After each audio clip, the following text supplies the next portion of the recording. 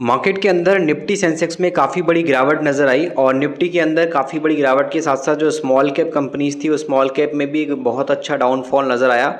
अब बहुत अच्छा डाउनफॉल इसलिए नज़र आया क्योंकि कहीं ना कहीं मार्केट वाइज देखा जाए तो इन्वेस्टर बहुत सारे ऐसे हैं जो गिरावट का वेट करते हैं, बहुत सारे ऐसे हैं जो तेज़ी आ जाए तो प्रॉफिट बुक करने का वेट करते हैं।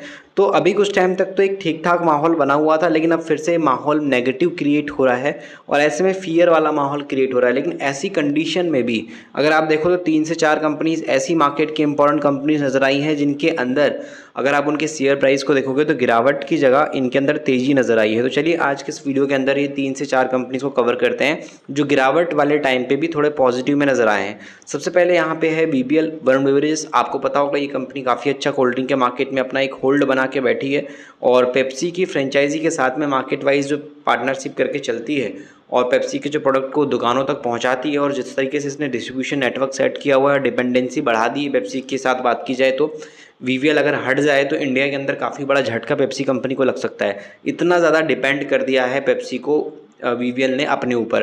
तो एक स्ट्रेटजी काफ़ी बड़ी यहाँ पे फॉलो की गई और कंपनी आज काफ़ी बड़ी भी हो चुकी है।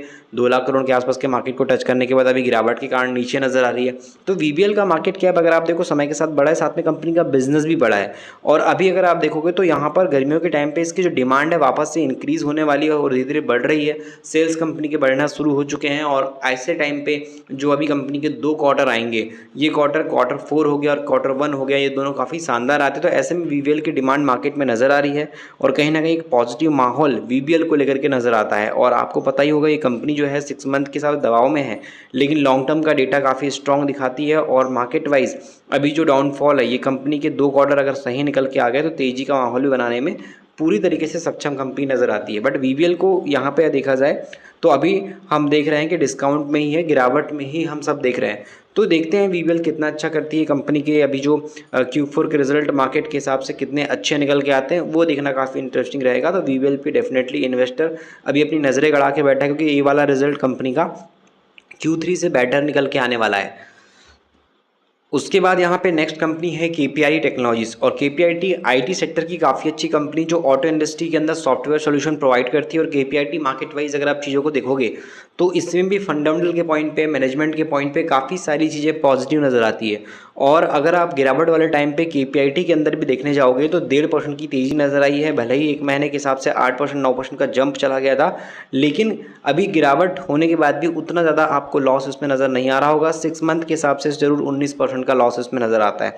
1 साल वाला इन्वेस्टर भी इस कंपनी में 4 से 5% के लॉस में बैठा है, बट 5 साल पहले वाला इन्वेस्टर अभी भी कंपनी में 3650% से ऊपर का रिटर्न लेके बैठा है।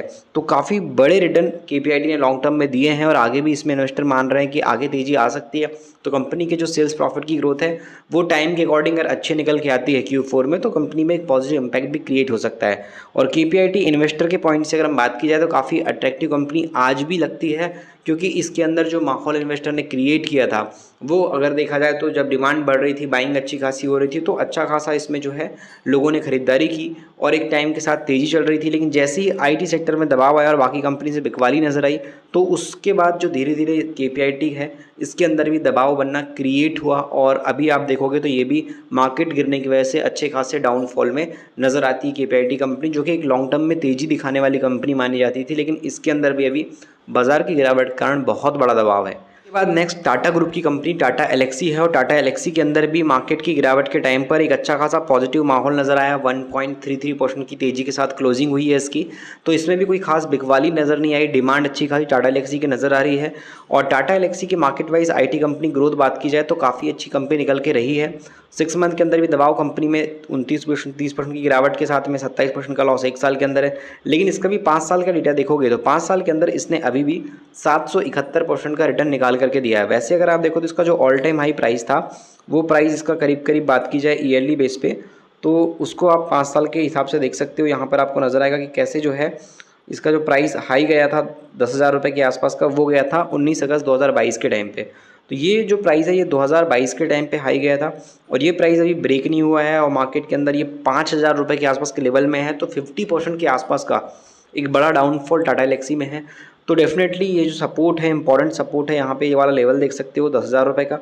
तो इस वजह से ये सपोर्ट के आसपास अभी कंपनी खड़ी है। तो टाटा एल्क्सी पे बहुत सारे लोगों का फोकस बना हुआ है। तो यहाँ पर आप देखो तो हो सकता है कि डिमांड जो रिकवरी है, जो कंपनी के अंदर शेयर प्राइस, अब बात की जाए गिरावट के बाद जो बोलते हैं सपोर्ट से रिकवरी दिखाता है तो तेज़ी आती है, तो उस पॉइंट पे यहाँ से अगर रिकवरी लेगा तो एक अच्छे रिटर्न भी मिल सकते हैं। बट कंपनी के फंडामेंटल उस लायक समय के साथ बढ़ना चाहिए। मार्केट में माहौल में बात की जाए, चर्चा में रहने वाली कंपनी में गिरावट के टाइम पर एफएल इंडिया भी था। एफएल इंडिया भी मार्केट के बेस पे गिरावट वाले टाइम पे तेजी में देखने को मिली।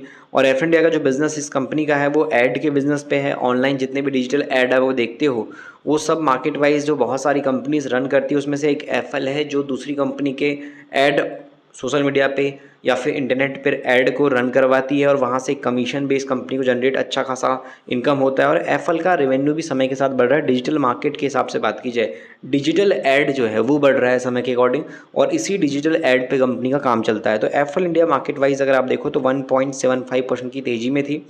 और इस कंपनी के एक महीने के हिसाब से देखें तो 9 से 10% का जंप था, और 6 मंथ के हिसाब से इसमें 0% का है। बाकी अगर आप देखो तो 5 साल के अंदर इसका भी जो स्ट्रॉन्ग डेटा है वो 746% का है। तो जितनी भी हमने 4 कंपनीज बात की, इनके अंदर भले ही आपको 6 महीने के अंदर गिरावट नज़र आए, 1 साल के अंदर गिरावट नज़र आए, लेकिन जैसे ही जिसने भी इन्वेस्टर ने इसको 3 साल 5 साल का वक्त दिया है, इन्होंने काफ़ी बड़े पैसे निकाले हैं। तो उस पॉइंट पे ये चारों ही कंपनी काफ़ी इंपॉर्टेंट कंपनी है, और इनके अंदर अभी अच्छा खासा माहौल क्रिएट हुआ था, जिसकी वजह से इन्वेस्टर इस कंपनी पे अपनी जो नज़रें हैं वो गड़ा के बैठे हुए हैं। बाकी हमने जो चारों कंपनी बात की, इसमें कौन सी कंपनी कितना ऊपर जाएगी और कौन सी कंपनी कितना नीचे गिरेगी, ये बता पाना फिक्स किसी के लिए पॉसिबल नहीं है। अगर आपको कोई बोलता है कि 100% मैं इतनी गारंटी दे रहा हूँ कि ये शेयर इतना ऊपर जाएगा, ये शेयर इतना नीचे गिरेगा, तो या तो वो इंसान कुछ ना कुछ गलत तरीके से मार्केट को देख रहा है, कुछ अंदर की चीज़ों को बात की जाए स्कैम करने की कोशिश कर रहा है, या तो वो इंसान एक तरीके से आपको फंसा रहा है ट्रैप में। क्योंकि जानकारी इतनी फिक्स मार्केट के हिसाब से अच्छे अच्छे बड़े इन्वेस्टर को भी नहीं होती है। तो ब्लाइंडली किसी को फॉलो मत करिएगा, चाहे वो आपको कितनी भी बेहतरीन नॉलेज दे दे, लेकिन आपको किसी के भी बोलने पर कि आप ये स्टॉक को बाय कर लो और ये सही है, तो आप ऐसा बिल्कुल मत करिएगा। किसी के भी बोलने पर आपको ब्लाइंडली बाइंग नहीं करनी है। तो आपको पता ही होगा कैसे अभी जो अस्मिता पटेल वाला स्कैम हुआ था, अस्मिता पटेल वाले स्कैम में करीब करीब 100 करोड़ से ऊपर का घोटाला हुआ था, और वो बोल रहे थे कि नहीं, हमारे पास 200 करोड़ 250 करोड़ रुपए हम मैनेज करते हैं, 50-100 करोड़ के आसपास इजीली हम लोग मैनेज कर रहे हैं लोगों का पैसा।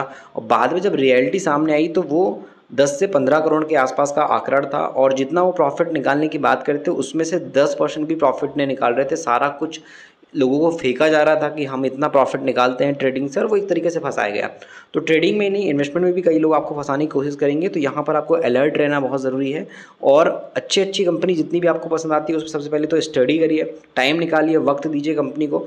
उसके बाद कंपनी का बिजनेस, कंपनी के फंडामेंटल, कंपनी के मैनेजमेंट और कंपनी की इंडस्ट्री समय के साथ कितना ग्रो करेगी, क्या चीज़ें नेगेटिव क्रिएट हो सकती हैं आगे चल के, और कंपनी किस तरीके से कितने दम तक अपनी कंपनी को होल्ड करके आगे बिजनेस ग्रो कर पाएगी, वो उस हिसाब से जो है बहुत सारी बारीकियां आपको खुद से समझना पड़ेगा। तो आप बहुत सारे जो स्कैम वगैरह होते हैं उन सब से बच सकते हो, स्मार्टली डिसीजन ले सकते हो। आपको अगर नॉलेज नहीं है तो बुक वगैरह पढ़ लीजिए, कुछ अच्छे लोगों की वीडियो वगैरह देखिए, लेकिन किसी के बोलने पे सारा पैसा आप किसी के एक इंसान के बोलने पे किसी स्टॉक में मत लगाइए।